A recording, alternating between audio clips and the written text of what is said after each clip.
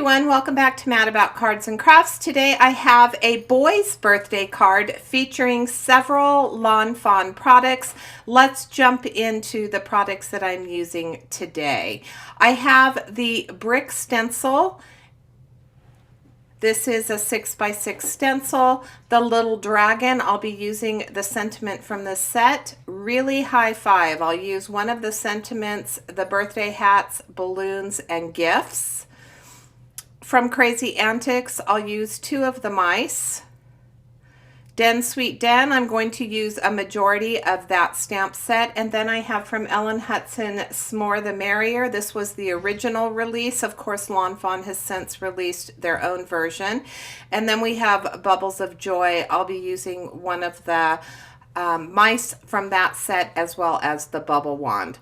I needed to mark where I wanted my floor to be so that I could place my brick stencil in the appropriate location so that I could add a floor later on in this video. I have some Tim Holtz Crackle paste, some Ranger Crackle paste, and you can see that I'm adding lots of texture. I'm making sure that it's not completely smooth because I wanted my bricks to have a little bit more tooth to them.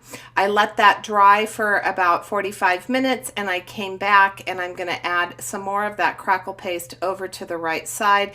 As I mentioned, this is a 6x6 stencil and I am creating a Slimline card. I did tape off the bottom so that I can make sure that I don't get any of that crackle paste or get any of this coloring on there. I am going to end up cutting a little strip to use instead of just adding ink to the bottom of this. I felt like I wanted to add a strip to create the floor. For my bricks, I started with fired brick and then I added a little bit of black soot.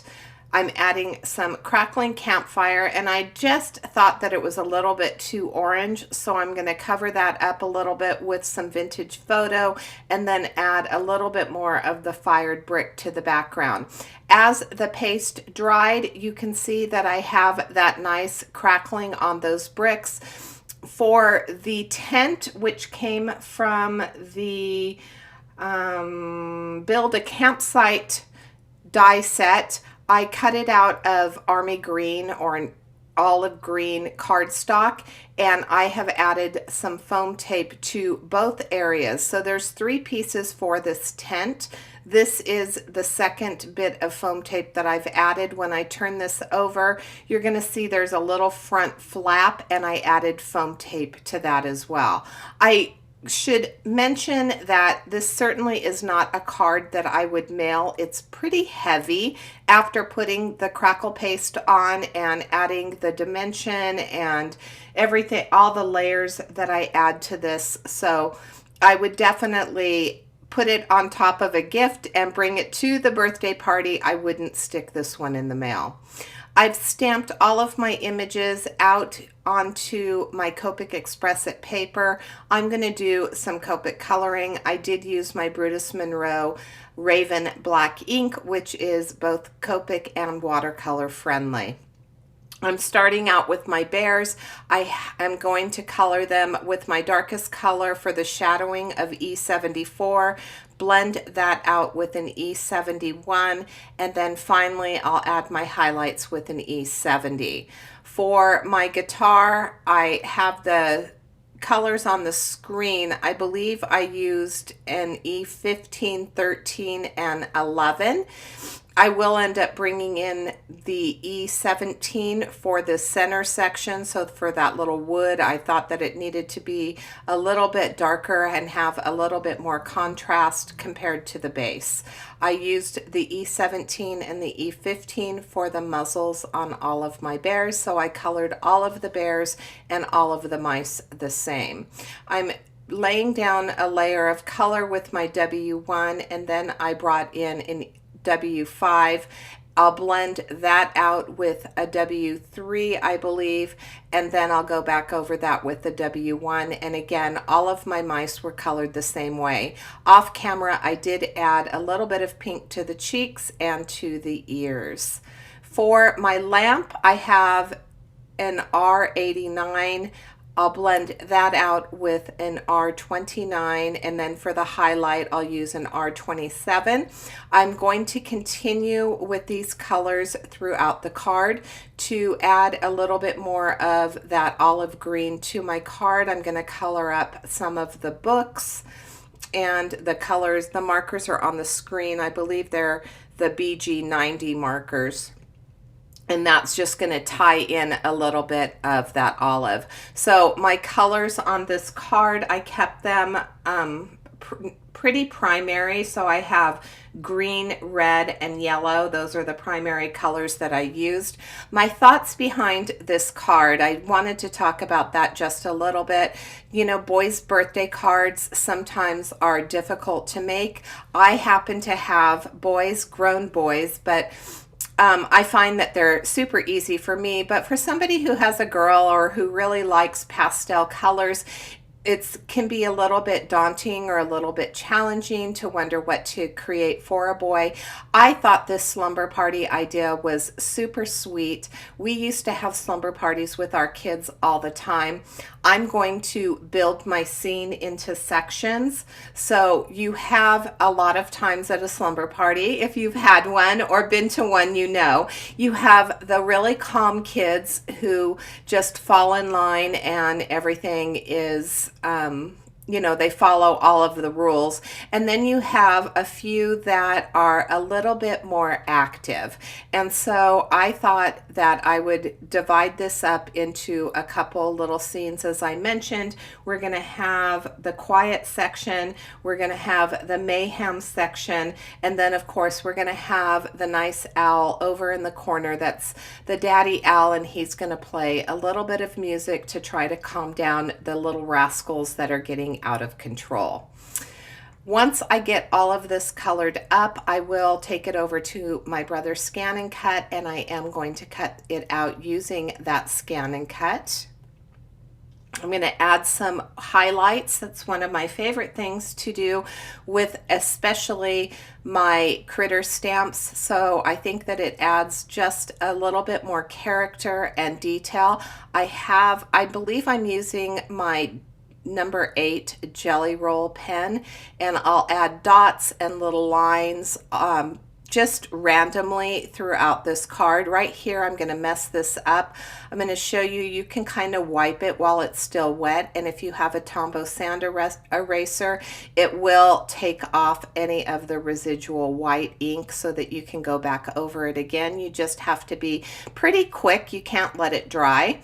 Once I get all of these highlights, we are going to start building our card. I wanted to mention that I didn't share that I used both the small and the large Slimline dies from Lawn Fawn. My finished card is going to be 8 3/4 by 3 3/4 inches. I needed a matting. I wanted to add a couple layers of matting. I wanted to bring in a little bit more of that olive green, so I have Forest Moss Distress Oxide, and I have the largest die cut from the Lawn Fawn Slimline release, and I'm just adding that forest moss around the edges. Because I have that Crackle paste and I've done a lot of ink blending, and this is going to have a lot of critters on there, I am adding some double-sided tape. This is my wider Sioux Queen tape, and that's going to help keep my panel nice and flat onto that border, that green right here. So I'm just going to remove that tape.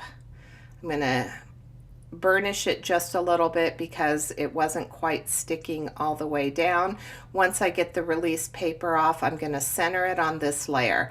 I had some brown Slimline paper in my stash, and so I'm going to cut another layer of that, and I did cut that down to the 8 3/4 by 3 3/4. Here's that strip that I said it's craft cardstock. I'm just going to add a little bit of vintage photo to the bottom of that, and then I'm going to use my art glitter glue to attach that, and that's going to be the floor of my house.